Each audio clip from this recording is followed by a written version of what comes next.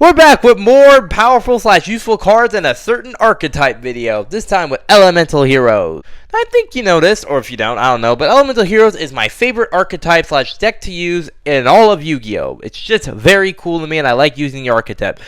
Yeah, you know, I'm not one of those people who have like 500 combo cards in their deck or something like that and have to negate everything. It's just a simple Elemental Hero deck. You know, you got it. Well, time to go over more of the more useful or important cards in said deck. Not all of them, because then the video will be like, what, 3 hours long? Anyway, let's just do it. Starting off, we got to start off with the main 8s of the deck, Elemental Hero Niels, because every protagonist is 8th monster must have 2,500 attack points. And we got Flame Wingman. If it destroys a monster, the destroyed monster attack points take out of the opponent's life points, essentially. So you got some nice more effect burning damage for your relative safety. You got Elemental Hero Prisma, basically reveal one fusion monster from your extra deck, and send one of those fusion monster materials right to the graveyard. It gains that name for the rest of the turn, which really helps with fusion summoning. Got Elemental Stratos, depending on the amount of elemental heroes, evil heroes, destiny heroes, not including this card, you can destroy that many spell traps your opponent controls, or add one elemental hero, destiny hero, or evil hero card. So it's basically an any hero deck. This, I know why it's banned. You could literally have 100 life points, your opponent have lost none, and then you could just get like 7,900 attack points to this monster.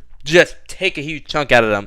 You got to perform a contact fusion. Send Elemental Hero Niels and Air Hummingbird on the field back to your deck, shuffle them up, and you can summon it to the field, and it goes back to your extra deck and have Elemental Niels face on the field. You got Elemental Hero on its Niels, basically send this card to the graveyard, and one of the monsters on the field gains 2,500 attack points, or if this is on the field, discard one monster from your deck, gains that many attack points. You got Elemental Hero Encardo, gains 100 attack points for every hero in your graveyard, which is pretty nice. Necrochet has been in the graveyard. Once during the duel, you can basically activate its effect, and you can summon one level 5 or higher Elemental Hero monster, or higher monster in general, without having to make any sacrifices. Now, you gotta love that.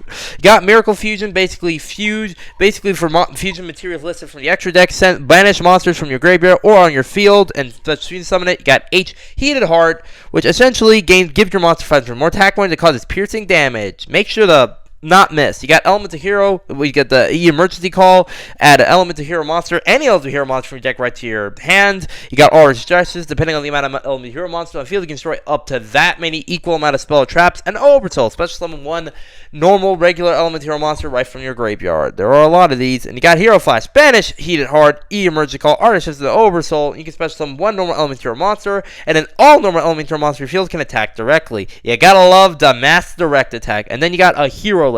Half your life points, and then you can special summon one Elemental Hero level 4 monster from your... You got Hero Signal. If a monster is destroyed on your field, you can activate this card, special summon one Elemental Hero 4 lower elemental monster from your deck and or hand. I never do the hand because I never have a monster to do it anyway, so You got Hero Barrier. As long as you have at least one Elemental Hero monster in the field, you can stop one attack from your opponent, essentially, so you can still activate out a hero, which is weird. You got some of the base cards like Avion, you got Burstinatrix here, you know, some of your typical Elemental Hero mods. You got Clayman, your buff defense card, essentially. You got Sparkman, which appears a lot in Season 2.